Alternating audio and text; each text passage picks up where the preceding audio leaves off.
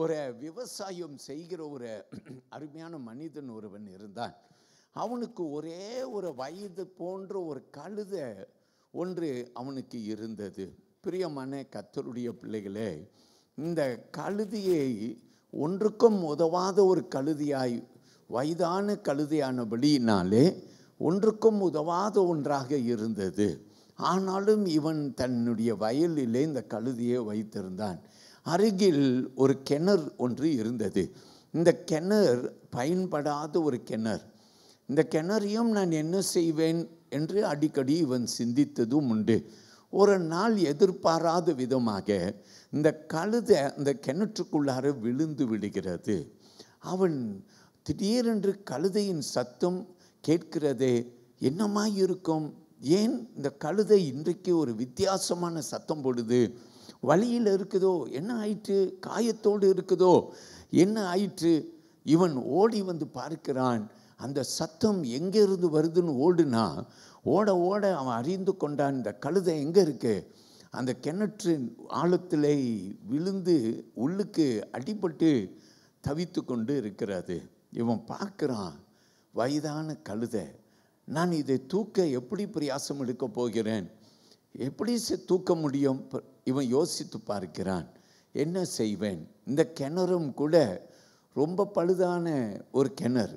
அப்போ பக்கத்தில் இருக்கிற சில நண்பர்களை அவன் கூப்பிட்டான். அவர்களும் வந்தார்கள். எல்லார் கரத்திலையும் அவன் ஒரு ஸ்லோப் ஒன்றை கொடுத்தான். அவன் கொடுத்து அவன் சொன்னான், வாருங்கள், இந்த கிணறு எனக்கு பிரயோஜனம் இல்லாதது. இந்த கழுதையும் பாருங்கள், வயதான கழுதை, எனக்கு பிரயோஜனம் இல்லாத ஒரு கழுதை. அதனால நம்ம என்ன செய்வோம்? ஒன்றாய் இணைந்து இங்கே உள்ள மணலையும் களிமண்ணையும் நம்ம அள்ளி இந்த கிணற்றுக்குள்ளார போட்டால் இந்த கிணறும் மூடினதாயிரும், இந்த கழுதையும் அப்படியே நம் புதைத்ததாயிரும். ஏன்னா எனக்கு ஒரு பிரயோஜனமும் இல்லை இந்த கழுதை என்று இவன் சொல்லிவிட்டான். அதனால நண்பர்கள், இவர்கள் வாட்ட சாட்டமானவர்கள், இவர்களும் வந்தார்கள், ஸ்லோப்பை எடுத்தார்கள்.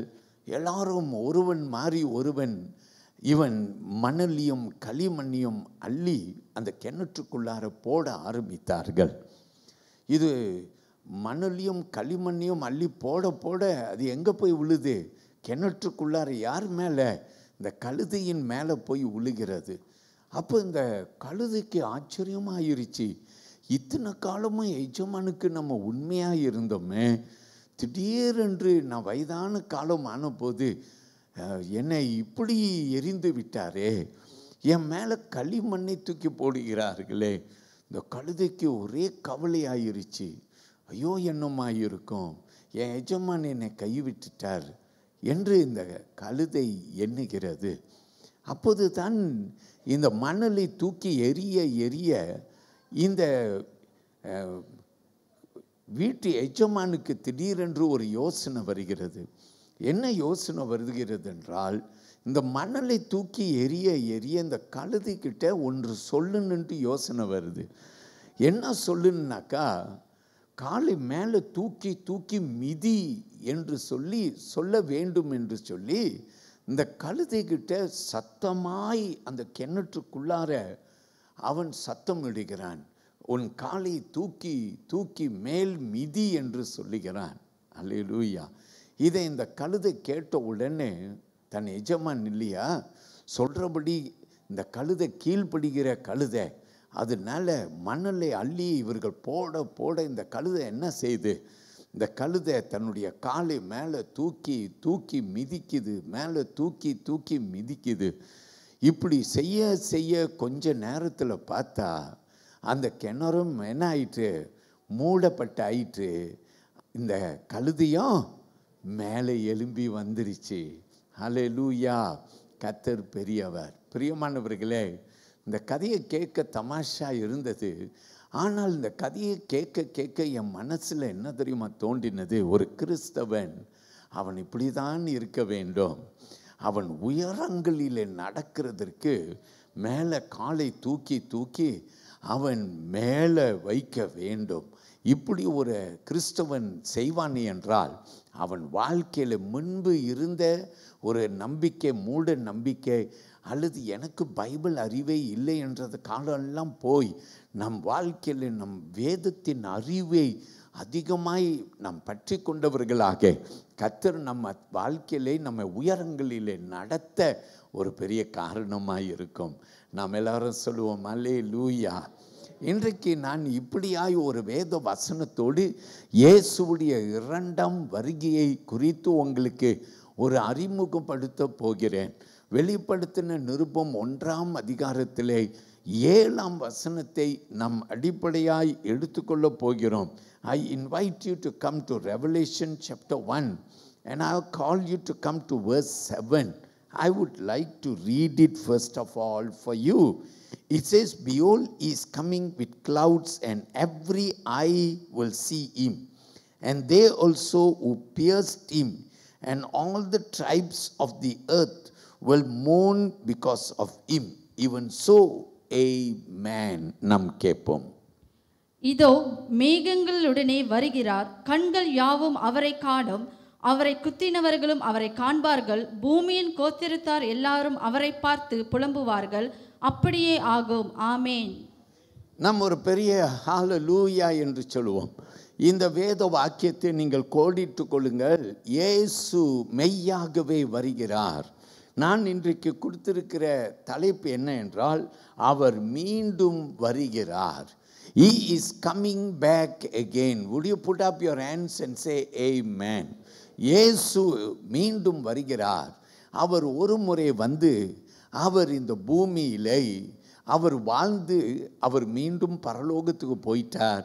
அவர் மீண்டும் வருகிறார். அதனால் நாம் சொல்லுகிறோம் இயேசு மீண்டும் வருகிறார். Why do we say that he is coming again? Because he came once and he came, lived among us, and he was taken up, and once again the Bible says that he will come again. Shall we say amen? அவர் மீண்டும் வருகிறார். ஆயத்தமா?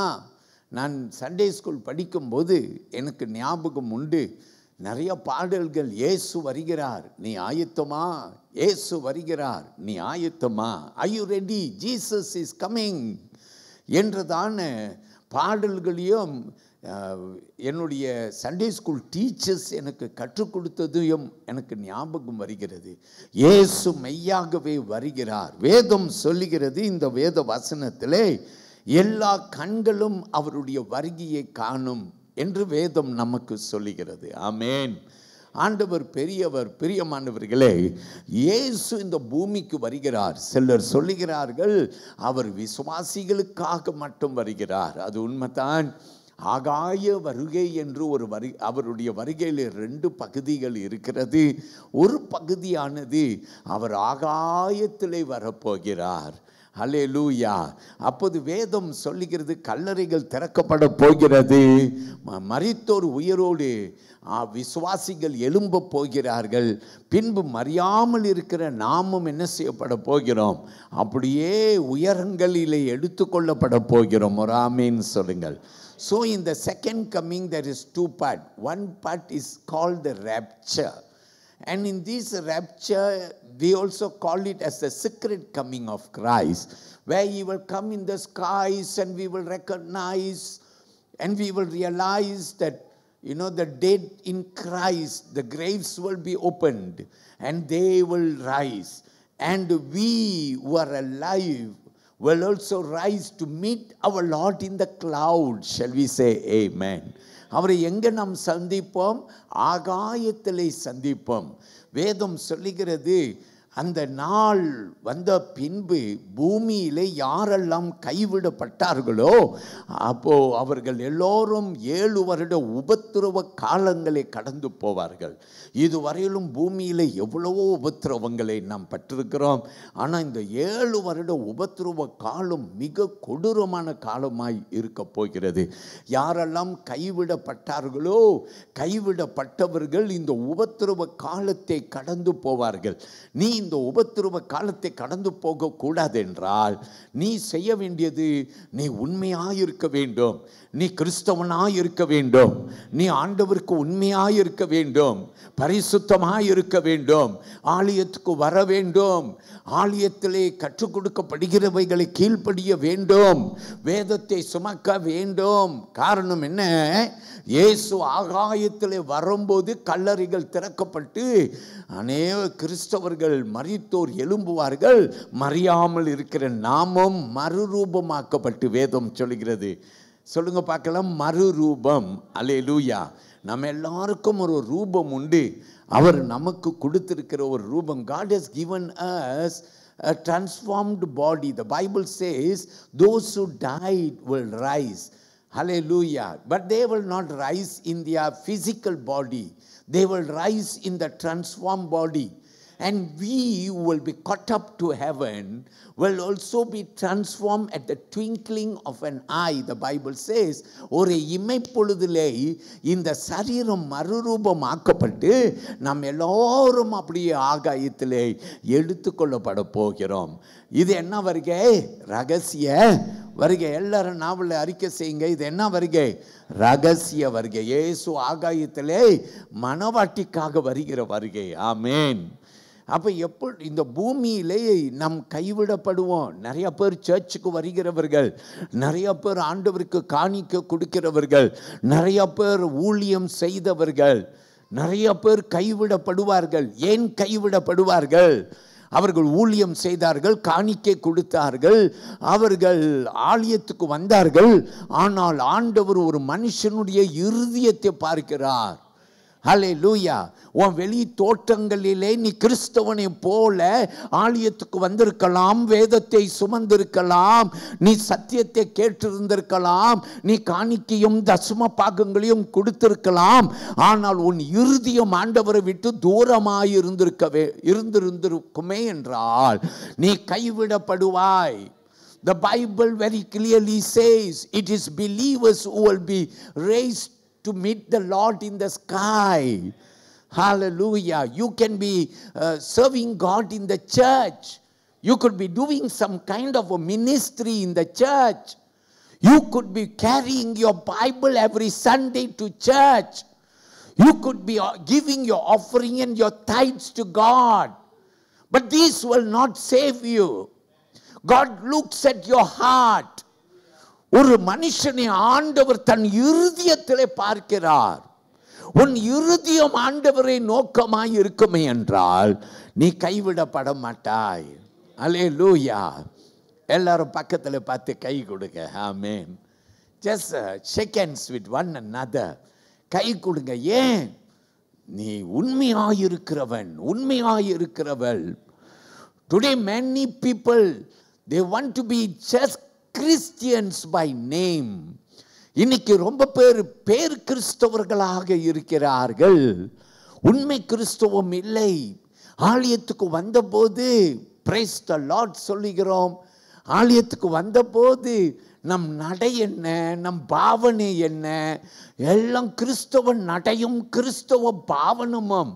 ஆனால் பிரியமானவர்களே, இந்த ஆலயத்தின் வெளியில போன பிற்பாடு நீ பேசுற பேச்சு என்ன, நீ நடக்கிற நடை என்ன, இன்னைக்கு எல்லாம் மாற வேண்டும். வலது கையை உயர்த்தி ஒரு பிரைஸ் தி லார்ட் சொல்லுங்கள். கர்த்தர் உன்னை ரொம்ப நேசிக்கிறார். வேதம் சொல்லுகிறது கிறிஸ்தவன் எல்லாரும் அறிந்து கொள்ள வேண்டும். Every Christian must know. ஒவ்வொரு கிறிஸ்தவர்களுக்கும் ஒரு அறிவு இருக்க வேண்டும். இயேசு வருகிறார். அல்லேலூயா. இயேசு மெய்யாகவே வருகிறார். ஒரு ஆமேன் 3 முறை சொல்லுங்க பார்க்கலாம். ஆமேன், ஆமேன், ஆமேன். வேதம் சொல்லுகிறது. என்னோடு கூட ஒரு வசனம் எடுத்துக்கொள்ளுங்க. 2 பேதுரு புஸ்தகத்திலே 3ஆம் அதிகாரம் வசனம் 3:4 எடுத்துக்கொள்ளும்படிக்கு உங்களை கேட்கிறேன். I invite you to come to 2 Peter chapter 3. I want you to look at verse 3 and 4. 2 Peter chapter 3. I will read first. I want you to listen. Chapter 3 verses 3 and 4. Knowing this first, the scoffers will come in the last days, walking according to their own lust, and saying, where is the promise of his coming? For since the fathers fell asleep, all things continue as they were from the beginning of creation. Look at this. The Bible talks about scoffers in the last day. வேதம் சொல்லுகிறது, கவனித்து பார்ப்போம், வாசியுங்கள்.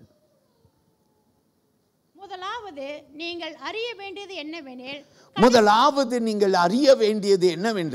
கடைசி நாட்களிலே, நல்ல கவனியுங்கள். I want you to look very carefully. We are living in the last days. நம் கடைசி நாட்களில் வாழ்ந்து கொண்டு இருக்கிறோம். வேதம் சொல்லுகிறது, கடைசி நாட்களிலே ஒரு சம்பவம் நடக்கும். அது என்னவென்று நாம் கவனிப்போமா? கடைசி நாட்களிலே பரியாசக்காரர்கள் வந்து தங்கள் சுய இச்சைகள் படி நடந்து, நல்ல கவனிங்கள், இவர்கள் பரியாசக்காரர்கள், பரியாசம் பண்ணுவார்கள். சில பேர் பார்த்திருக்கீங்களா? கிண்டல் அடிப்பார்கள். அவங்க எதை பேசினாலும் கிண்டலாய் பேசுவார்கள். டேய், நீ உண்மையா பேசுறியா கிண்டலா பேசுறியான்னு கூட தெரியலடா அப்படின்னு சொல்லுவாங்க. பைபிள் சொல்லுகிறது, இவர்கள் யார் என்றால் பரியாசக்காரர்கள். ஆங்கிலத்தில் ஸ்காஃபர்ஸ் அப்படின்னு பார்க்கிறோம். பரியாசக்காரர்கள் இவர்கள் வருவார்கள். வாசியுங்கள். தங்கள் சுய இச்சைகளின்படி நடந்து அவர் வருவார் என்று சொல்லுகிற வாக்குத்தத்தம் எங்கே? பிதாக்கள் நித்திரை அடைந்த பின்பு சகலமும் சிருஷ்டித்த பின் தோற்றம் முதல் இருந்த விதமாய் இருக்கிறதே என்று சொல்லுவார்கள். எல்லாம் கவனித்து பாருங்க. கடைசி நாட்களிலே பரியாசக்காரர்கள் வருவார்கள். எல்லாம் சிருஷ்டிப்பின் நாள் முதல் இன்றைக்கு வரைக்கும் எல்லாம் அப்படியே தான் இருக்குது. அவர் எங்கே வருகிறார்? இவர்கள் யார் என்றால் ஒன்று வசனம் சொல்லுகிறது, அவர்கள் பரியாசக்காரர்கள். இந்த பரியாசக்காரர்கள் எப்படி நடப்பார்கள்? மாம்சத்திலே, சுயத்திலே நடப்பார்கள். இன்னைக்கு ரொம்ப பேர் எப்படி நடக்கிறார்கள்? மாம்சத்திலையும் சுயத்திலையும் தான் நடக்கிறார்கள். விசுவாச பார்வையில் யார் பார்ப்பது? Do you see with a faithful eye, or do you look at things in the physical eye? I call you, I challenge you today. என் பெரியமான தேவனுடைய பிள்ளையை, வேதம் சொல்லுகிறது, கடைசி நாட்களிலே பரியாசக்காரர்கள் வருவார்கள், பரியாசம் பண்ணுவார்கள். இயேசுன்னு சொல்றீங்களே, அவர் எங்கே? அல்லேலூயா. பரியாசக்காரர்கள் நிச்சயமாய் பரியாசம் பண்ணுவார்கள். ஆசாரிய கூட்டத்தார்கள், வேத பாதகர்கள், இயேசுவை சிலுவையிலே அறியுங்கள் என்று சத்தமிட்ட பரியாச கூட்டத்தார்கள் சிலுவையை சுற்றி நின்று கொண்டு பயங்கரமாய் இருள் அடைந்து கொண்டிருக்கிறது. பூமி அதிர்ச்சி வருகிறது. பயங்கரமான ஒரு சிலுவையின் கொடூரமான நேரம். அப்போது கூட பரியாசம் பண்ணினார்கள். என்ன தெரியுமா சொன்னார்கள்? நீர் ஆண்டவராய் இருந்தால் சிலுவையில் இருந்து இறங்கி வாரும், அப்போது நாங்கள் விசுவாசிப்போம். பரியாசக்காரர்கள் ஏன் பரியாசம் பண்ணுவார்கள் தெரியுமா? அவர்கள் பரியாசம் பண்ணுகிற காரணம், நாங்கள் பார்க்கல. அல்லேலூயா. நாங்கள் பார்க்கல. அல்லேலூயா. பிரியமான தேவனுடைய பிள்ளை, எல்லாம் அப்படியே தான் இருக்குது என்று பரியாசம் பண்ணுவார்கள். ஆனால் வேதம் திட்டம் தெளிவுமாய் சொல்லுகிறது. வலது கையை எல்லாரும் உயர்த்தி கொள்ளுங்கள். மீண்டும் வெளிப்படுத்தின நிருபம் 1ஆம் அதிகாரம் 7ஆம் வசனம். நீங்கள் இன்னும் கோடிட்டு கொள்ளாவிட்டால் அந்த வசனத்தை தயவு செய்து கோடிட்டு கொள்ளுங்கள். காரணம் என்ன? அந்த வசனம் சொல்லுகிறது, எல்லா கண்களும் காணும். ஒரு ஆமீன் சொல்லுங்க. அல்லேலூயா. நீ மட்டும் காண மாட்ட. பிரைஸ் இம்மானுவேல் அசெம்பிளி விசுவாசி மட்டும் காண மாட்டார்கள். தமிழ் திருச்சபை எங்கே இருந்தாலும் இவங்க தான் காண்பாங்க, இவங்க தான் பரலோகம் போவாங்க, அப்படியெல்லாம் இல்லவே இல்லை. அல்லேலூயா. வேதம் சொல்லுகிறது, எல்லா கண்களும் காணும், தெருவில் நடக்கிறவன் காண்பான். ஆண்டவர் இல்லை என்று சொல்லுகிறவன் காண்பான். எல்லாரும் காண்பார்கள். என்னத்தை காண்பார்கள்? இயேசு ராஜாதி ராஜாவாய். முன்பு கழுதையின் மேல பவுனி வந்தார். இப்ப அவர் எப்படி வரப்போறார்? அவர் ராஜாதி ராஜனாய் வரப்போகிறார். நாம் கேட்போம் அந்த வசனத்தை. வலது கையை எல்லாரும் உயர்த்தி கொள்வோம். Revelation chapter 1 and verse 7 will be read once again in both languages, and we are going to say praise be to God, because every eye will see, every eye will witness that Jesus is coming. Hallelujah. இயேசு மெய்யாகவே வருகிறார். Behold, he is coming with clouds, and every eye will see him, and they also who pierced him, and all the tribes of the earth will mourn because of him. Even so, amen. இதோ மேகங்களுடனே வருகிறார், கண்கள் யாவும் அவரை காணும், அவரை குத்தினவர்களும் அவரை காண்பார்கள், பூமியின் கோத்திரத்தார் எல்லாரும் அவரை பார்த்து புலம்புவார்கள். அப்படியே ஆகும். ஆமென். அல்லேலூயா. இயேசு மெய்யாகவே வருகிறார். சொல்லுவோம் ஆமென். அல்லேலூயா. அதுல எந்த சந்தேகமும் இல்லை. யார் சந்தேகப்பட்டாலும் படட்டும். ஆனால் நான் பரியாசக்காரனாக இருக்க மாட்டேன். நான் ஒரு நாளும் பரியாசம் செய்ய மாட்டேன். சபையில் யாராவது இருக்கீங்களா? நீங்கள் இந்த இயேசு வரார் என்ற அந்த வார்த்தையை கேட்டபோது உடனே நீங்கள் அவர் எங்கே வந்திருக்கிறார், எங்கே வந்தார், எப்போ வந்தார், எப்படி வருவார் என்று நீ பரியாசம் இதுவரையிலும் பண்ணியிருந்தால் நீ அறியாமல் செய்தாய். இயேசு சிலுவையிலே தொங்கும் போது சொன்னார், பிதாவே இவர்களை மன்னியும், இவர்கள் அறியாதே செய்கிறார்கள். இன்னைக்கு இந்த சபையில் இருக்கிற யாரும் இதுவரைக்கும் பரியாசம் பண்ணி இருந்தால் நீ அறியாமல் செய்தாய். இயேசுவின் சத்தம் உனக்கு கேட்கட்டும். இவன் அறியாமல் இவள் அறியாமல் பேசினாள். அல்லேலூயா. இயேசு மெய்யாகவே வருகிறார். வேதம் சத்தியம். வேதத்தின் ஒரு அயோட்டா கூட வெறுமையாய் போகாது. இயேசு ராஜாதி ராஜா. அவர் வருவேன் என்றால் அவர் மெய்யாகவே வருவார். மத்தேயு 24 அதிகாரத்தில் ஒரு சில வசனத்தை நாம் எடுப்போம். Come with me to Matthew chapter 24, a portion that we looked into last Sunday. போன ஞாயிற்றுக்கிழமை நாம் மத்தேயு 24 அதிகாரத்தை கண்டோம். வாருங்கள் என்னோடு கூட மத்தேயு 24 அதிகாரத்தில் சில வசனத்தை நாம் கவனிக்க போகிறோம். We are going to look at least about 3 verses. Look at verse 27. It reads like this. It says, for as the lightning comes from the east and flashes to the west, so also will the coming of the Son of Man be. கேட்போம். மின்னல் கிழக்கிலிருந்து தோன்றி மேற்கு வரைக்கும் பிரகாசிக்கிறது போல மனுஷகுமாரனுடைய வருகையும் இருக்கும். ஒரு ஆமீன் சொல்லுங்கள். எப்படி மின்னல் தோன்றுகிறது? வசனம் சொல்லுகிறது, கிழக்கில் இருந்து மேற்கு வரையிலும் எப்படி ஒரு மின்னல் திடீரென்று ஒரு ஸ்பீட்ல வரும். ஸ்பிளிட் செகண்ட் என்று சொல்லுவார்கள். அவருடைய வருகையும் அப்படியே இருக்கும், ஸ்பிளிட் செகண்ட்ல இருக்கும். அல்லேலூயா. அதனால தான் வேதம் சொல்லுகிறது, இயேசுவுடைய வருகை ஒரு திருடனுடைய வருகையை போல் இருக்கும். ஒரு மனிதன் புரிந்து கொள்ள பிரயாசம் எடுக்கணும்னா ஆண்டவர் எப்படி தெரியுமா மனுஷனான்னு நம்ம கிட்ட பேசுறாரு. நம்முடைய மனித பாஷையில பேசுகிறார். நீ புரிகிற பாஷையில பேசுகிறார். ஒரு திருடன் எப்படி வருவான்?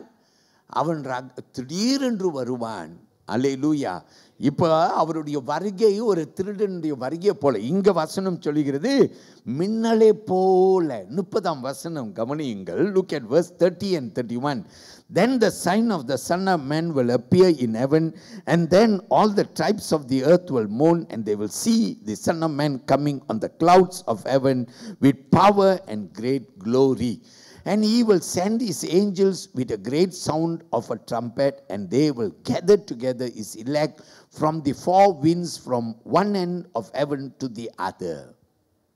அப்பொழுது மனுஷகுமாரனுடைய அடையாளம் வானத்தில் காணப்படும். அப்பொழுது மனுஷகுமாரன் வல்லமையோடும் மிகுந்த மகிமையோடும் வானத்தின் மேகங்கள் மேல் வருகிறதை பூமியிலுள்ள சகல கோத்திரத்தாரும் கண்டு புலம்புவார்கள். வலுவாய் தொனிக்கும் எக்கால சத்தத்தோடு அவர் தமது தூதர்களை அனுப்புவார். அவர்கள் அவரால் தெரிந்து கொள்ளப்பட்டவர்கள் வானத்தின் ஒரு முனை முதற்கொண்டு மறுமுனை மட்டும் 4 திசைகளும் இருந்து கூட்டி சேர்ப்பார்கள். நம்ம ஆமேன் சொல்லுவோம். இயேசு வருகிறார். நம்ம எல்லாரும் சத்தமா சொல்லுவோம் ஆமேன். அவர் வருகிற வாலிப பிள்ளைகள் அறிந்து கொள்ளுங்கள், இயேசு வருகிறார். Jesus is coming again. Young people, children, even elders, I call you to understand the fact that Jesus is coming. Indeed he is coming. அவர் மெய்யாகவே வருகிறார். ஆயத்தமா என்ற அவர் சத்தம் நம்முடைய செவியிலே தொனிக்கட்டும். இயேசு வருகிறார். ஒரு மின்னல் எப்படி அது தோன்றுகிறதோ, அது பூமி எங்கும் ஒரு நிமிஷத்தில் தோன்றுகிறதோ அப்படியே இருக்கும் அவருடைய வருகை என்று வசனம் சொல்லுகிறது. அப்போ நம்பர் 1, இப்போ நாம் உங்களுக்கு கற்றுக் கொடுக்கிற பாடத்தில் எல்லா கண்களும் காணும். யாராவது உங்ககிட்ட வந்து சொல்கிறாங்கன்னு வச்சுக்கோங்களேன், அவர் கிறிஸ்தவர்களுக்கு மட்டும்தான் வருவார், நம்மளுக்கு மட்டும்தான் வெளிப்படுவார், அது தப்பு அல்ல. இயேசுடைய 2வது வருகை வித்தியாசமாக இருக்க போகிறது. முதல் வருகையை பார்க்கிலும் 2வது வருகை வித்தியாசம். ஏன் வித்தியாசம் தெரியுமா? அவர் வருகையை எல்லா கண்களும் பார்க்க போகிறது. எல்லாரும் ஒரு ஆமீன் சொல்லுங்க. ஹல்லேலூயா, ஹல்லேலூயா. இப்போ என் கூட ஒரு வேத வசனத்தை எடுங்க. மார்க் எழுதின சுவிசேஷத்தில் வசனம் 13ஆம் அதிகாரத்தில் வசனம் 32ஆம் வசனத்தை எனக்கு நீங்கள் கவனிக்க உங்களை கேட்டுக்கொள்கிறேன். I invite you to come to Mark's Gospel chapter 13 and verse 32. I want you to look at that verse. It says, but of that day and hour no one knows, neither the angels in heaven nor the Son, but only the Father. கவனிப்போம். இதை சென்ற வாரத்திலே நாம் கேட்டோம். இப்போதும் ஒரு சின்ன பார்வையிட்டு விடுவோம், கேளுங்கள். அந்த நாளையும் அந்த நாளிகையையும் பிதா ஒருவர் தவிர மற்றொருவனும் அறியான். பரலோகத்தில் உள்ள தூதர்களும் அறியார்கள், குமாரனும் அறியார். ஆமென். வேதம் சொல்லுகிறது, அந்த ஒரு நாள், இயேசுவின் வருகை நாள், ஒருவரும் அறியார்கள். நம்ம ஆமென் சொல்லுவோமா? எந்த மனுஷனும் அவருடைய வருகையை அவன் அறிய முடியாது என்று இயேசு சொல்லிவிட்டார். ஆனால் நீங்கள் பார்த்தீங்கன்னா உலகம் இயேசு இந்த பூமியில் வந்து போனதில் இருந்து நிறையா பேர் இயேசு அவர் இந்த நாளில் வரார், இந்த குறிப்பிட்ட நாளிலே வரார் என்று சொல்லி நிறையா பேர் வேதத்தை ஆய்வு செய்து அவர்கள் ஒரு நாளை நியமிக்கிறார்கள். அவர்கள் சொல்லுகிறார்கள், இயேசு இந்த நாளிலே வருகிறார் என்று அவர்கள் சொல்லுகிறார்கள். பிரியமானவர்களே, இயேசு வருவது யாருமே அறியார்கள். அவருடைய வருகை எப்படி இருக்கும்? திருடனுடைய வருகையை மாதிரி இருக்கும். ஸோ யாராவது உங்ககிட்ட வந்து சொல்கிறாங்க, இன்றைக்கி ரொம்ப மத போதகர்கள், கவர்ச்சியான போதகர்கள் நிறைய பேர் எழும்பிட்டாங்க. அதில் வேற யூடியூப் ஆன்லைன்லாம் ரொம்ப இருக்கிறதுனால நம்ம அப்படி யூடியூப்பில் போய் ஒரு பிரசங்கத்தை கேட்டால் எத்தனையோ பிரசங்கங்கள் நம்ம பக்கத்துலலாம் நடக்கிற பிரசங்கங்கள் நமக்கு வருகிறது. நம்ம நினைக்கிறோம் அங்கே வா அற்புதம் அடையாளம் நடக்கிறது என்று நம்ம நினைக்கிறோம். ரொம்ப பேர் ஏமாந்து போவார்கள். ஹல்லேலூயா. ஏமாந்து போவார்கள். மனிதனை கண்டு ஏமாந்து போவார்கள். பிரமிக்கிற மனிதர்கள். வேதம் சொல்லுகிறது, பிரியமானவர்களே, கடைசி நாட்களில் இப்படி சம்பவங்கள் நடக்கும். ஜனங்கள் அலக்களிக்க அங்கும் இங்கும் அலக்களிக்கப்படுவார்கள் என்று வேதம் நமக்கு சொல்லுகிறது. இங்கே நாம் பார்க்கிறோம், வேத வசனம் நமக்கு என்ன கற்றுக் கொடுக்கிறது? இந்த நாள் நம்ம அறிய முடியாது, நமக்கு தெரியாது இந்த நாள். இது இன்னைக்கு உலகத்தில் நான் சில ஆய்வு செய்தேன், நான் கண்டேன். இயேசு மரித்து பல ஆண்டுகளுக்கு பிற்பாடு, ஏறக்குறைய 500 வருடத்திற்கு பிற்பாடு, ஒருவன் பெயர், பிரியமானவர்கள், லெக்டான்டியஸ் என்று சொல்லப்படுகிறது. இவன் 4வது செஞ்சுரியிலே இவன் இப்படியாக இயேசு எப்போ வருகிறார் என்று அவன் கணக்கீடு கொடுத்தான்னா 520வது ஆண்டிலே. இப்போ நம்ம எந்த ஆண்டில் இருக்கோம்? 2024ஆம் ஆண்டில் இருக்கிறோம். இவன் சொன்னான், லெக்டான்டியஸ் என்று சொல்லப்பட்டவன் சொன்னான், இயேசு 520 ADயில் வரார் என்று சொல்லி இவன் இப்படியாக நிச்சயமாய் சொன்னான், இயேசு வருவார் என்று. ஆனால் நீங்கள் அப்படியே இந்த இயேசு வருவார் வருவார் என்று நிறைய பேர் நாட்களையும் தேதிகளையும் குறித்தார்கள். ஆனால் இயேசு அவர்கள் கூறின வருடங்களிலே வரவில்லை. ஹல்லேலூயா. சிலர் எண்ணினார்கள் the year 1000 இயேசு வந்து விடுவார். ஹல்லேலூயா. சிலர் எண்ணினார்கள் 1000 இயரும் முடிந்து 2024க்கு வந்துட்டோம். ஹல்லேலூயா. இயேசுவின் வருகை இன்னும் இல்லை. அவருடைய வருகை எப்படி இருக்கும்னு வசனம் சொல்லுகிறது? திருடனுடைய வருகையை போல. இன்னொரு பக்கத்தில் எப்படி சொல்லுகிறது? மின்னலை போல. எப்படி ஒரு மின்னல் அது எல்லா இடத்துலையும் ஒரு less than a minute split செகண்டில் அடிக்குதோ அதே போல அவருடைய வருகை இருக்கும் என்று வேதத்தில் சொல்லப்பட்டிருக்கிறது. நாம் சொல்லுவோம் ஆமேன். இப்படி ரொம்ப பேர் அனபேப்டிஸ்ட் என்று சொல்லப்படுகிற ஒரு குழுவினர்கள் இருக்கிறார்கள். அவர்கள் என்ன சொன்னார்கள்? இயேசு 1533வது ஆண்டிலே வருவார். அவர்கள் சொன்னார்கள் இயேசு அதாவது ஒரு 1500 வருடங்களில் வருவார். ஆனால் அவர் 1533வது ஆண்டில் வருவார். ஏன் 33 என்று சொன்னார்கள் என்றால், இயேசு இந்த பூமியிலே 33 வருடம் வாழ்ந்தார். ஸோ அவர் கம்ப்ளீட் பண்ணும்போது 1500 இயர்ஸ் கம்ப்ளீட் பண்ணும்போது அவர் இந்த பூமியில் வந்து விடுவார் என்று சொன்னார்கள். ஆனாலும் அவர் வரவில்லை. ஆர்ச் பிஷப் என்று சொல்லப்பட்ட ஆஷர் என்று சொல்லப்பட்ட ஒரு ஆர்ச் பிஷப் இருந்தார். இவர்கள்லாம் பிரியமானவர்களே நிறைய பேர் பிரமித்து போக பண்ணினவர்கள். நிறைய பேர் இவர்களை நம்பினார்கள். இவர் சொன்னார் இயேசு கிறிஸ்து 1644வது ஆண்டிலே வருவார் என்று சொன்னார். ஆனால் இயேசு வரவில்லை. இப்போ என்ன ஆண்டுங்க? 2024வது ஆண்டு ஆகிவிட்டது. ஆனால் இயேசு இன்னமும் வரவில்லை. எல்லாரும் அல்லேலூயா சொல்லுவோம். அல்லேலூயா. இயேசு இன்னும் வரல. இப்படி ரொம்ப பேர். ஜார்ஜ் ராப் என்று சொல்லப்பட்டவர் பென்சில்வியா என்று சொல்லப்பட்ட நகரத்தில் ஒரு மத குருவாய் இருந்தார். இவர் இப்படியாய சொன்னார், 15ஆம் தேதி செப்டம்பர் மாதம் 1829 இயேசு வருவார். அவர் வரவில்லை. வில்லியம் மில்லர் என்று ஒருவர் இருந்தார். அமெரிக்காவையே கலக்கின ஒருவர். இவங்க எல்லாரும் எப்படி தேதி நாட்கள்லாம் குறிக்கிறாங்கன்னா, இவங்க வேதத்தில் போய் நாட்களை எல்லாவற்றும் கணக்கு ஈடு செய்கிறார்கள். அவர்கள் கணக்கு ஈடு செய்து அவர்கள் இயேசுடைய வருகை இப்படியாக தான் இருக்கும் என்று சொல்லுகிறார்கள்.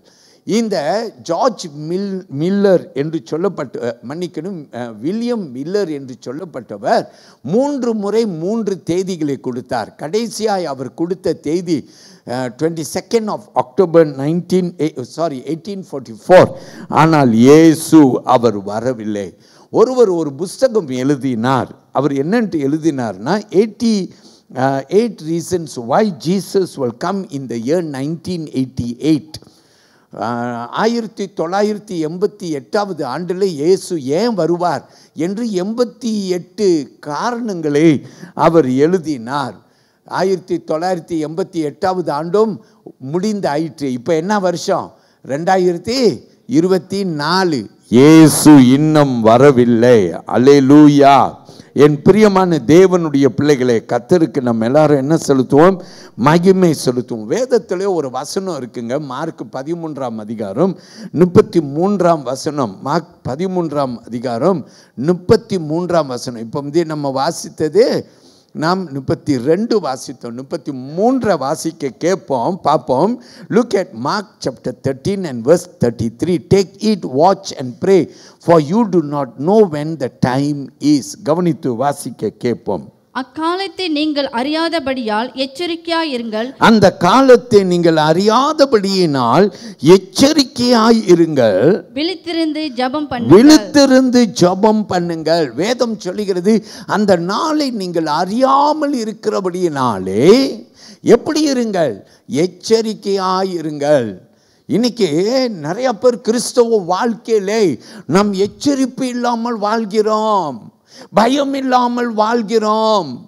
வேதத்திலே சொல்லப்படுகிறது எப்படி இருக்க வேண்டும்? எச்சரிக்கையாயிருக்க வேண்டும். அல்லேலூயா. காத்திருக்கும்படிக்கும் வசனம் ஜபிக்கும்படிக்கும் நம்மை அழைக்கிறது. ஜபம் செய்யுங்கள். யாரெல்லாம் ஜபம் பண்ணாமல் இருக்கிறீர்கள், நீங்க என்ன செய்ய வேண்டும்? ஜபம் பண்ண வேண்டும். நாம் சொல்லுவோமா? ஹல்லேலூயா. இப்போ நான் உங்களுக்கு ஒரு பதில் கொடுக்குறேன். பாஸ்டர், 5000 வருட 500 ADயில் இருந்து இயேசு வாரார் என்று நிறைய பேர் அறிக்கை செய்து அவர் இன்னமும் வரலையே, அதற்கு நீங்க என்ன சொல்லுகிறீர்கள்? If Jesus has not come yet, then what is your answer to this question, pastor? Why is Jesus delaying? ஏன் இயேசு தாமதிக்கிறார்? என்னோடு கூட ஒரு வேத வசனத்தை எடுத்துக்கொள்ளுங்கள். வாருங்கள் பிரியமானவர்களே, 2 பேதுரு 3ஆம் அதிகாரத்திலே ஒரு வசனத்தை நாம் மீண்டும் வாசிக்க கேட்போம். I call you to come to 2 Peter chapter 3 and I invite you to come to verse 8 and verse 9. I want you to look at verse 8 and verse 9. நாம் இந்த வசனத்தை கவனிப்போம். மறுபடியும் சொல்லுகிறேன். 2 பேதுரு 3ஆம் அதிகாரம் வசனம் 8, 9. வசனம் இப்படியா சொல்லுகிறது. Look at this verse. But beloved, do not forget this one thing, that with the Lord one day is as of 1,000 years, and 1,000 years as one day. The Lord is not slack concerning his promise, as some count slackness, but is long suffering toward us, not willing that any should perish, but that all should come to repentance. கேட்போம் வசனத்தை. பிரியமானவர்களே, கர்த்தருக்கு ஒரு நாள் 1000 வருஷம் போலவும் 1000 வருஷம் ஒரு நாள் போலவும் இருக்கிறது என்று இந்த ஒரு காரியத்தை நீங்கள் அறியாதிருக்க வேண்டாம். தாமதிக்கிறார் என்று சிலர் எண்ணுகிறபடி கர்த்தர் தமது வாக்குத்தத்தத்தை குறித்து தாமதமாயிராமல், ஒருவரும் கெட்டு போகாமல் எல்லாரும் மனம் திரும்ப வேண்டும் என்று விரும்பி நம்மேல் நீடிய பொறுமை உள்ளவராய் இருக்கிறார். ஆமென் சொல்லுவோமா? ஹல்லேலூயா. அவர் ஒருவனும் கெட்டு போக கூடாது. எப்படி பாருங்க, பிள்ளைங்களை வைத்திருக்கிற பெற்றோர்கள், ஒரு பிள்ளை தவறி போயிருச்சுன்னு வச்சுக்கோங்க, வாழ்க்கையிலே தவறாய் வாழ்ந்து கொண்டிருக்கு, தவறாய் நடக்குது, அம்மா மனம் ஏங்குது, அப்பா மனம் ஏங்குது. என்னத்துக்கு ஏங்குது? என் பிள்ளை மனம் மாற மாட்டானோ, என் பிள்ளை மனம் மாற மாட்டானோ. கெட்ட குமாரனின் கதையை பாருங்கள். அவன் அப்பா இடத்துல வந்து, அப்பா என்னுடைய சொத்தெல்லாம் எனக்கு கொடுங்கள், நான் தூர தேசம் போகிறேன்னு சொல்லி அப்பாட்ட பாய் பாய் சொல்லிட்டு சொத்தெல்லாம் பறித்து கொண்டு அவன் தூர தேசத்துக்கு போயிட்டான். அப்பா இப்போ பார்க்கல, யாரும் நம்மளை பார்க்கல, நம்ம வாழலாம், ஜாலியாக வாழலாம், நம்ம மன்னன் நினைத்தபடி வாழலாம். அவன் போனான், அவன் நினைத்தபடியெல்லாம் வாழ்ந்தான். அப்படித்தான் வேதம் நமக்கு சொல்லுகிறது. அவன் எல்லாவற்றையும் தீர்த்த பின்பு தான் ஒரு புத்தி தெளிவுக்கு வருகிறான். ஐயோ, அப்பா வீடு எவ்வளோ இன்பமானது, அங்கே வேலைக்காரர்களுக்கு கூட அவ்வளோ ஒரு செல்வாக்கு இருக்குதே. ஐயோ, இங்கே நான் பசியாக இருக்கிறேனே, ஐயோ இங்கே நான் பட்டினியாக இருக்கிறேனே. ஹல்லேலூயா. அப்பா வீட்டுக்கு போவேன். அருமையான தேவ பிள்ளையை வேதம் நமக்கு கற்றுக் கொடுக்கிறது. அவர் தாமதிக்கிறதுக்கு காரணம் ஒன்றுதான், ஒருவனும் கெட்டு போகாதபடிக்கு எல்லாரும் ரட்சிப்பை அடைய வேண்டும் என்றதற்காகவே அவர் தாமதிக்கிறார். நீ தகப்பன் இல்லையா, நீ தாய் இல்லையா, உன் பிள்ளை கெட்டு போக கூடாது என்று சொல்லி உன் பிள்ளையுடைய வருகைக்காக நீ காத்திருக்கிறாயே, வாசலிலே தவம் எடுக்கிறாயே, நீ தவம் எடுப்பாய் என்றார் உன் பரமபிதா. நீ மனம் திரும்ப மாட்டாய் யோ என்று சொல்லி அவர் தவம் எடுக்க மாட்டாரா? அவர் உன்னுடைய மனம் திரும்புதலுக்காக எதிர்பார்க்க மாட்டாரோ? வேதம் சொல்லுகிறது தெளிவாக. அவர் ஏன் தாமதிக்கிறார் என்றால், எப்படியாவது என் பிள்ளை மனம் திரும்பிடுவான், எப்படியாவது என் பிள்ளை மனம் திரும்பிடுவான். எல்லாரும் வலது கையை உயர்த்தி ஆண்டவருக்கு நன்றி சொல்லுங்க. இந்த வேத வசனத்தை என்ன செய்யுங்க, கோடிட்டு கொள்ளுங்க. நீ மனம் திரும்புவ, நீ மனம் திரும்புவ, நீ மனம் திரும்புவ. விட்டுருவியா? நீனே உன் பிள்ளைய சும்மா விட்டுருவியா? உன் பிள்ளைய சும்மா விட்டுருவியா? இவன் மனம் திரும்ப மாட்டான், இவன் எப்படியும் போட்டோம். ஹல்லேலூயா, ஹல்லேலூயா. எப்படியும் போட்டோம் விடுவாயா? There may be some people who will do that, but உன் தாய் உன்னை கைவிட்டாலும் நான் உன்னை கைவிட மாட்டேன் என்று சொன்ன பரமபிதா இல்லையா அவர்? சிலர் அழுது கொண்டிருப்பீங்க, ஐயோ எங்கள் தாய் என்னை நேசிக்கல, என் தந்தை என்னை நேசிக்கல, என்னை கைவிட்டுட்டாங்க, அதனால் தான் இன்னைக்கு நான் இப்படி இருக்கிறேன். சிலர் இங்கே ஆலயத்தில் ஒரு பகுதியில் அமர்ந்து கொண்டு நீங்கள் துக்கித்து கொண்டு உட்கார்ந்துருக்கலாம். உங்களுக்கு தேவ அன்பு புரியல. ஏன்னா உங்கள் அம்மாவுடைய அன்பு உங்களுக்கு தெரியாது, உங்கள் அப்பாவுடைய அன்பு உங்களுக்கு தெரியாது, நீங்கள் அதை ருசி பார்த்தது கிடையாது. எத்தனையோ பெற்றோர்களை பார்க்கிறேன், அவர்கள் பெற்றோர்கள் பிள்ளைகள் மீது காட்டும் அன்பு பெரிதாக இருக்கிறது. ஆனால் என் தாய் என் தந்தை என் மீது அன்பு செலுத்தவில்லை, என்னை விட்டு விட்டார்கள், என்னை வித்து போட்டு விட்டார்கள் என்றெல்லாம் நீ புலம்பலாம். அதனால தான் ஆண்டவர் சொல்றார், இப்படி இருக்கிற சிலர் ஆலயத்தில் இருக்கக்கூடும், யாரும் பார்க்கல, நீ தாரையாய் கண்ணீர் வடித்து கொண்டிருக்கோம். அதனால தான் அவர் சொன்னார், ஒரு தாய் உன்னை கைவிட்டாலும் நான் உன்னை கைவிட மாட்டேன். வலது கையை உயர்த்தி அவரை மகிமைப்படுத்துங்கய்யா, அவர் பெரியவர். அதனால தான் அவர் இன்னமும் தாமதிக்கிறார். அவர் வருவார், அவர் சீக்கிரமாய் வருவார். ஒவ்வொரு கிறிஸ்தவனும் விசுவாசிக்க வேண்டும், அறிக்கை செய்ய வேண்டும். இயேசு வருவார். எப்படி வருவார்? சீக்கிரமாய் வருவார். எல்லாரும் ஒரு ஆமீன் சொல்லுங்க. ஹல்லேலூயா. இப்போ நம்ம கற்றுக்கொண்டோம். என்ன கற்றுக்கொண்டோம்னா, அவர் தாமதிக்கிறதுக்கு காரணம் என்னவென்றால், ஒருவனும் கெட்டு போகக்கூடாது, எல்லாரும் மனம் திரும்ப வேண்டும். நானும் சர்ச்சில் அழைப்பு கொடுக்கிறேன். யாரெல்லாம் இன்னைக்கு மனம் திரும்ப விரும்புகிறீங்க கையை உயர்த்துங்க, உங்கள் வாழ்க்கையை ஒப்பு கொடுங்க. யாரெல்லாம் இன்னைக்கு இயேசுவை இரட்சகராக ஏற்றுக்கொள்கிறீர்கள், நான் உங்களுக்கு என்ன செய்கிறேன்? அழைப்பு கொடுக்கிறேன். ஆனாலும் உன் இருதயம் கடினமாய் நீ மனம் திரும்பாமல், நீ இன்னமும் இயேசுக்கிட்ட உன் வாழ்க்கையை ஒப்பு கொடுக்காமல் எல்லாம் செய்கிறாய். நீ ஆலயத்துக்கு வர, காணிக்க கொடுக்கிற, எல்லாம் செய்கிற, ஆனால் மனம் திரும்புதல் இல்லை. அவர் ஏங்கி கொண்டு உன் வாசலை தட்டிகிட்டே இருக்கிறார். கதவை தரமா ஐயா, கதவை தர, நான் உன் வாசலுக்குள்ளே வரேன், நுழைகிறேன், நான் வந்தேன்னா உன் வாழ்க்கை மலரும்மா, வளரும் ஐயா. அவர் உன்னை அழைக்கிறார். ஆமீன் சொல்லுங்க. ஹல்லேலூயா. அருமையான கர்த்தருடைய பிள்ளைகளே, அப்போ இயேசு வாராருன்னா நம்ம எப்படி வாழணும் இந்த பூமியில்? How should we live? நாம் எப்படி வாழ வேண்டும்? எப்படி வாழ வேண்டும்? கிறிஸ்தவன் எப்படி வாழ வேண்டும்? ஏன்னா கிறிஸ்தவனுக்கு ஒரு நம்பிக்கை உண்டு, இயேசு வருகிறார். நான் எப்படி இருக்கணும்? ஆயத்தமாக இருக்கணும். 10 கன்னிகைகள், 10 பேர், 5 பேர் ஆயத்தமாய், 5 பேர் ஆயத்தம் இல்லாது. என்ன ஆயத்தம் இல்லை? தீவெட்டி ஆயத்தம் இல்லை தங்கள் கர்த்தருக்குள்ளார். ஆனால் அவங்க 10 பேரும் கன்னிகைகள் தான், மணவாளனுக்கு காத்து கொண்டு இருக்கிறவர்கள் தான். நீங்களும் நானும் அந்த 10 பேரில் ஒருவர் தான். ஆனால் அந்த 10 பேரில் 5 பேர் ஆயத்தமாகவும் 5 பேர் ஆயத்தமாகவும் இல்லாமல் இருந்தாங்க. இன்றைக்கி நம்ம எல்லாம் மணவாட்டிகள் தான்.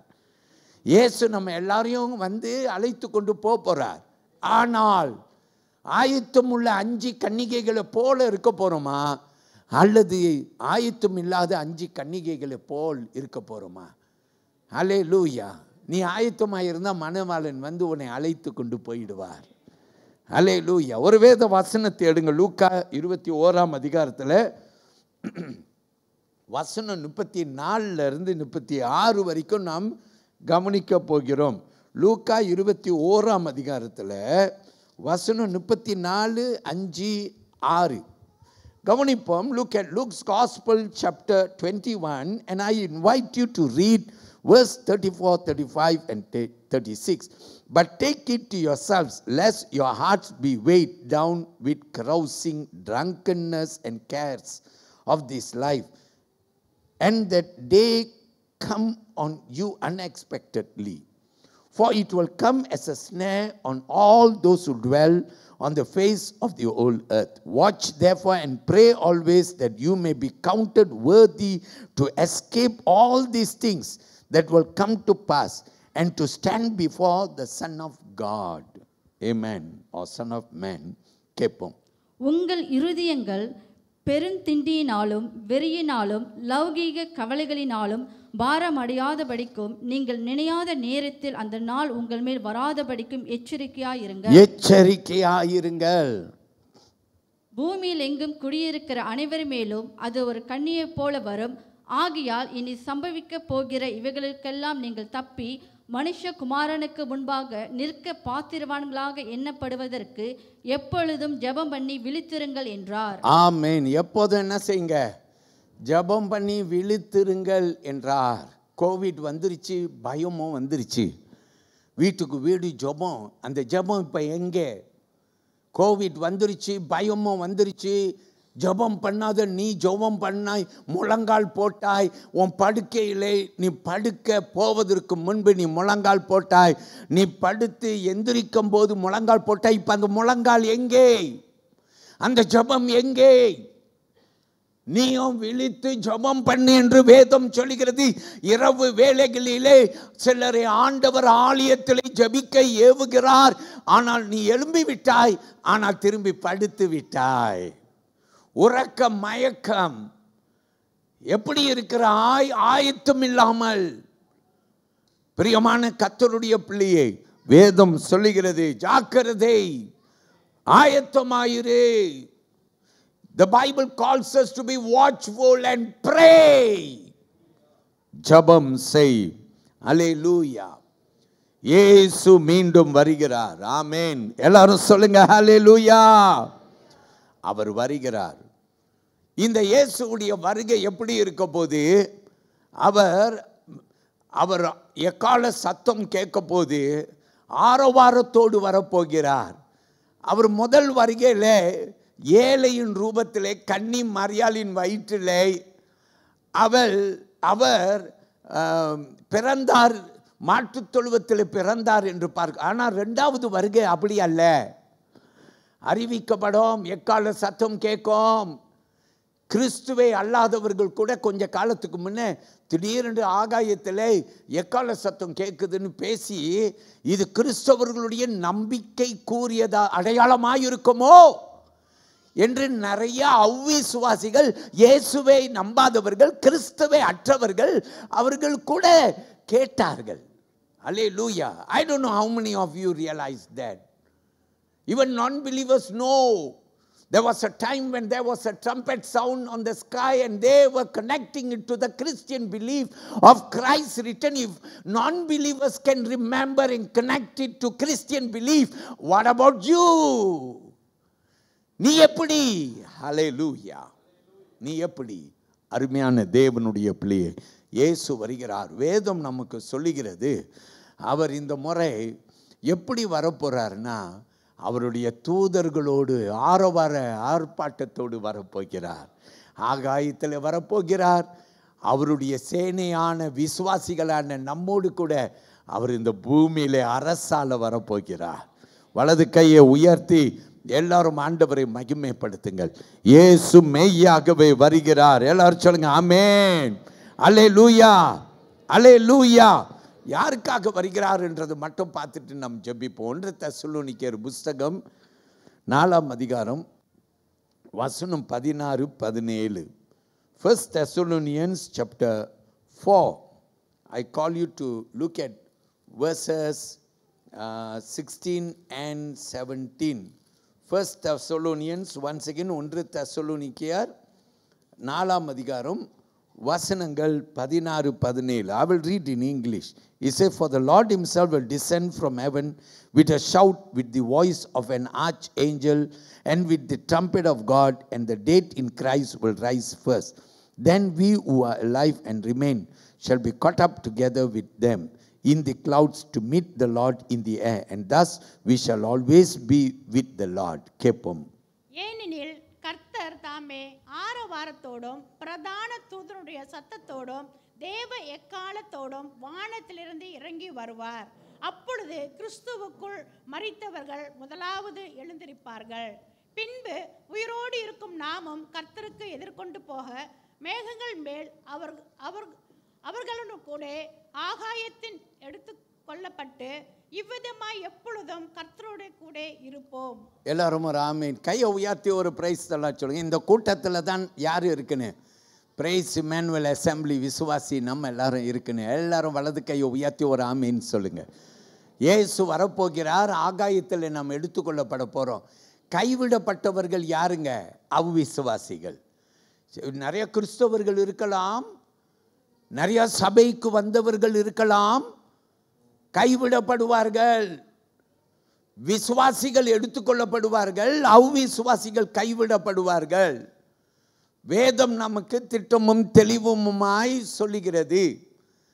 இப்போ என்னோடு கூட கவனிங்க, அந்த கைவிடப்பட்டவர்களை குறித்து மட்டும் நம்ம ஒரு சின்ன வெளிப்பாடை உங்களுக்கு கொடுத்து நம்ம எல்லாரும் ஜெபிப்போம். நீ எந்த கூட்டத்தில் இருக்க போறேன்ட்டு ஒரு தீர்மானம் செய்து எழுந்து நிற்க உன்னை அழைக்கிறேன். இந்த வசனத்தை என்னோடு கூட கேளுங்கள். வேதம் நமக்கு வெளிப்படுத்தின நிருபம் 6ஆம் அதிகாரத்தில் வேதம் இப்படியாய் நமக்கு சொல்லுகிறது. Revelation chapter 6, if we will come to verse 15, 16 and 17, it speaks about those unbelievers, or you call them wicked people, அநியாயக்காரர்கள், மோசக்காரர்கள், பாவிகள். இவர்களை குறித்து வேதம் என்ன சொல்லுகிறது என்றதை நாம் கேட்க போறோம். 6ஆம் அதிகாரம் வசனம் 15, 16, 17 வசனம். Look at these people when they see Jesus coming. ஏன்னா பாவிகள் அவரை பார்க்க முடியாது. ஆமேன். அப்ப என்ன செய்வார்கள்? என்ன செய்வார்கள்? உங்களுக்கு ஞாபகம் இருக்கா? 2 பேர் தேவாலயத்துக்கு வந்தார்கள். ஒருவன் பரிசேயன், ஒருவன் ஆயல்காரன். பாவி என்று வசனம் சொல்லுது. இந்த பரிசேயன் ஆலயத்துக்கு வந்த உடனே நேராக நடந்து முன்னுக்கு வந்துட்டான். வந்து சொல்கிறான், நான் பரிசேயன், நான் ஜெபம் பண்ணுறேன், உபவாசம் பண்ணுறேன். அவனை மாதிரி இல்லைன்னு திரும்பி பார்க்குறான், அவனை மாதிரி. இன்னைக்கு ரொம்ப பேர் நம்ம பரிசுத்த கூட்டத்தார்கள், நம்ம பரிசுத்த என்று நம்ம எண்ணிக்கொள்கிறோம். பரிசுத்தவானுடைய ஜெபங்களை ஏறெடுக்கிறோம். நாம் நினைக்கிறோம் நாம் பரிசுத்த கூட்டத்தார்கள் என்று நினைக்கிறோம். ஐயா அம்மா, பரிசுத்த கூட்டத்தான் உண்மைதான், ஆனால் நீ பரிசுத்தமாய் இருக்க வேண்டும். அல்லேலூயா. பரிசுத்தம் என்ற ஒரு பெருமை உன்னை ஆட்டி படைக்க கூடாது. நீ கைவிடப்படுவாய். அல்லேலூயா. நீ கவனிக்க வேண்டும். வசனத்தை கேளுங்கள்.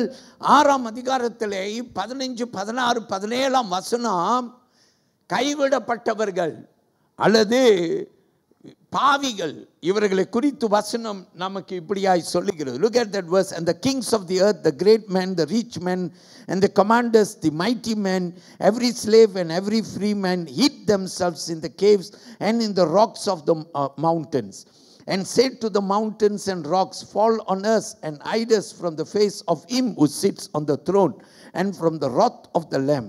For the great day of his wrath has come, and who is able to stand? கவனித்து பாருங்கள். பூமியின் ராஜாக்களும் பெரியோர்களும் ஐஸ்வர்யவான்களும் சேனை தலைவர்களும் பலவான்களும் அடிமைகள் யாவரும் சுயதீனர் யாவரும் பர்வதங்களின் குகைகளிலும் கண்மலைகளில் ஒளித்துக்கொண்டு பர்வதங்களையும் கண்மலைகளையும் நோக்கி, நீங்கள் எங்கள் மேல் விழுந்து சிங்காசனத்தின் மேல் வீற்றிருக்கிறவருடைய முகத்திற்கும் ஆட்டுக்குட்டியானவருடைய கோபத்திற்கும் எங்களை மறைத்துக் கொள்ளுங்கள். அவருடைய கோபாக்கினின் மகா நாள் வந்துவிட்டது, யார் நிலநிற்க கூடும் என்றார்கள். நல்லா கவனிங்கள். எங்க மேல விழுங்கள். பர்வதங்களை விழ சொல்லுவார்கள். அல்லேலூயா. கட்டடங்களை விழ சொல்லுவார்கள், குகைகளை விழ சொல்லுவார்கள். எல்லாம் எங்களை மூடிக்கொள்ள. ஏன்? அவர்கள் யாரை பார்க்க முடியல? சேனைகளின் கர்த்தரை பார்க்க முடியல. அல்லேலூயா.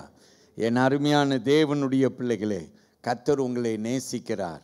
ஒரு நாளும் ஒருவனும் கெட்டு போகக்கூடாது என்று அவர் தாமதிக்கிறார். அல்லேலூயா. அவர் எத்தனை வேதனை அடைவார் தெரியுமா? ஆண்டவர் உன்னை ரொம்ப நேசிக்கிறார். இன்னைக்கு அப்படியே உட்கார்ந்திருக்கிற நீங்கள் யாராவது இயேசு ரட்சகரை இன்னும் உங்கள் வாழ்க்கையில் ஏற்றுக்கொள்ளாமல் இருக்கிறீங்களா? ஏற்றுக்கொள்ள இந்த நேரத்தை பயன்படுத்த விரும்புகிறீங்களா? இத்தனை திரள் சாட்சிகள் இருக்கிற இடத்துல நான் இயேசுவை என் ரட்சகராக நான் உள்ளத்தில் வரவேற்கிறேன். யாராவது நீங்கள் யாராக இருக்கலாம், ஊழியம் கூட செய்யலாம் சர்ச்சில். ஆனால் என்னமோ தெரியல, சில காரணத்தினால ஒரு பின்மாற்றத்தில் வாழ்ந்துட்டுருக்கீங்க. ஊழியம் செய்கிறீங்க, உங்களுக்கே சந்தோஷம் இல்லை, சமாதானம் இல்லை. உங்களுக்கே நல்லா தெரியுது ஆண்டவரை விட்டு தூரமாக இருக்கிறீங்க. ஆனாலும் எல்லாரும் பார்க்கிற மாதிரி ஊழியம் செய்கிறீங்க. ஆண்டவர்கிட்ட வெட்கப்பட்டு நிற்கிறீங்க.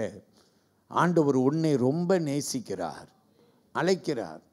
நீ யாராக இருந்தாலும் இன்னைக்கு இயேசுகிட்ட நீ உன்னை ஒப்பு கொடுத்தனா, அப்படியே அப்பா கெட்ட குமாரனை வந்து அணைத்தது போல உன்னை அணைத்து கொள்வார். Is any one here? who want to give your life to Jesus for the very first time, you thought you are a Christian because your mom and your dad are Christians. So you thought, naturally, I'm a Christian. So what's the big deal? Pastor, what are you talking about? Do you know that God is calling you to a personal relationship with Him? That you have to make a decision personally? That you cannot hide behind your mom and your dad and your family? You have to stand alone before God. நீ தனியாய் நிற்க வேண்டும் அவருக்கு முன்பு. உன் அம்மாவுடைய, உன் அப்பாவுடைய, உன் வீட்டாருடைய விசுவாசம் உன்னை மூடாது. தனி மனுஷன் தனியாய் அவரிடத்தில் நிற்க வேண்டும். ஆயத்தமா? அல்லேலூயா. Are you ready? Are you willing to give your life to Jesus? வெக்கப்படுறியா? வெக்கப்படுறியா? Are you ashamed to stand up for Jesus? He loves all of you. எல்லார கண்களை மூடிக்கொண்டு, எல்லார கண்களை மூடிக்கொண்டு, துதிக்கு பாத்திரர், மகிமை உமக்கே. அப்படியே யாரும் எந்திரிக்க வேண்டாம், எல்லாம் உட்கார்ந்து கொள்ளுங்க. யாரெல்லாம் உங்கள் வாழ்க்கையை நீங்கள் ஆண்டவர்கிட்ட ஒப்பு கொடுக்க விரும்புகிறீங்க? ரொம்ப பேர் பிரசங்கம் முடிஞ்ச உடனே எழுந்து பாத்ரூமுக்கு போகிற ரொம்ப பேர் இருக்கீங்க. இப்போ யாராவது எந்திரிச்சிங்கன்னா நீங்கள் பாத்ரூம் எந்திரிக்கிறீங்க.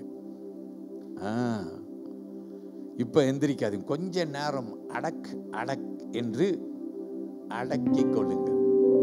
ஏன்னா நீங்கள் போகிறதுனால ரொம்ப பேர் எந்திரிச்சு போகிறாங்க. அவங்க பார்க்குறாங்க தான், அவங்க போகிறாங்க, நம்ம போவோம். சில பிள்ளைங்க கண்ணை காட்டிக்கிறாங்க, நீ போகும்போதே நான் பின்ன